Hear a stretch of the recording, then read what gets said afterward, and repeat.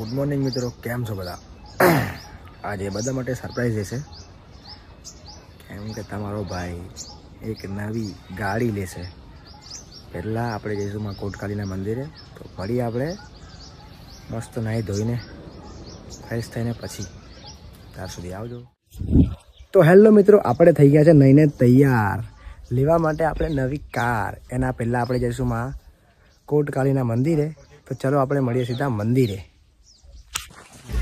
માતાજીને મંદિરે તો આવી ગયો. મારી માનતા હતી કે માતાજીને પેલો પ્રસાદ ચડાવીશ, ફૂલોનો હાર ચડાવીશ ને પછી હું ગાડી લેવા જઈશ. કેમ કે જે પણ મારા જોડે છે એ બધું આના પ્રતાપે છે, અને આજે મારું નામ પણ ચાલે છે એ મારી માં કોટકાલીના લીધે. આજ મને આગળ લાવવાવાળી છે, આજ મારું માવતર છે.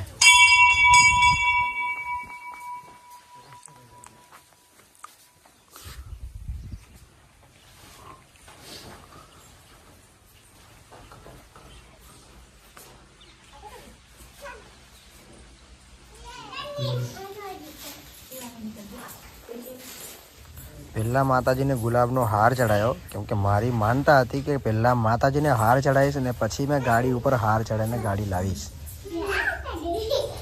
માતાજીને હાર ચડાવી દીધો. થોડા ઘણા ફૂલ હતા ગુલાબના, એ પણ ત્યાં મૂકી દીધા મેં.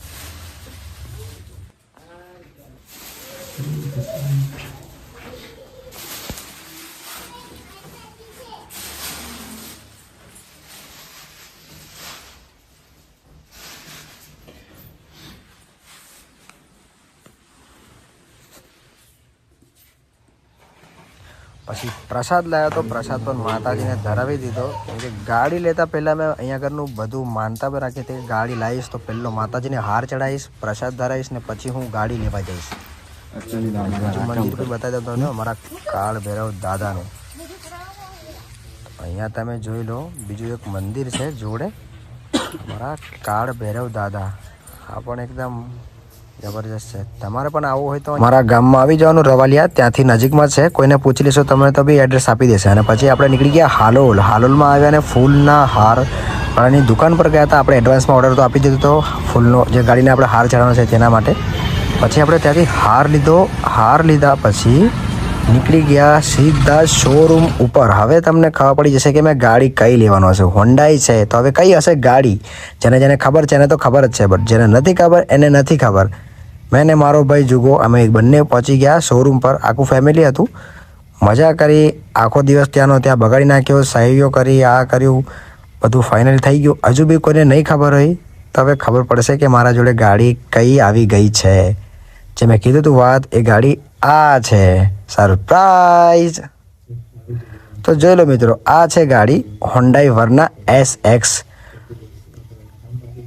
બ્લેક કલર, આપણો ફેવરેટ છે. અને મને આ ગાડીનું બહુ પહેલાં મતલબમાં વિચાર્યું હતું કે મેં આ લઈશ તો ગાડી આજ લઈશ, ને આજે લઈ લીધી ગાડી. આ છે મારા પપ્પા, જેમને વિચાર્યું નહોતું કે મારો છોકરો આટલું મહેનત કરીને આટલી ગાડી આટલું બધું કરી દેશે ને ગાડી લાવી દેશે. તો ગાડી લાવી જ દે ને, માતાજીનો હાથ છે આપણા ઉપર, તો ના લાવી દે યાર. પછી નારિયેલ ફોડી દીધું પપ્પાએ. નારિયેલ ફોડ્યા પછી આ જોઈ લો તો નાયક ઉમેશ કુમાર દિલીપભાઈ, કોંગ્રેચ્યુલેશન તો કહેવાવાળા કહેશે. એમાં કંઈ નહીં, તમે પણ મહેનત કરો મારા ભાઈઓ. આપણે પણ આપણા મા બાપના સપના પૂરા કરવાના છે. મેં તો ગાડી લઈ લીધી. મેં ચાહું છું કે તમે પણ ગાડી લો, તમારા પણ બધા સપના પૂરા થાય એવી મારી માં કોટકાલીને પ્રાર્થના કરું છું. તો જય માતાજી, આવજો.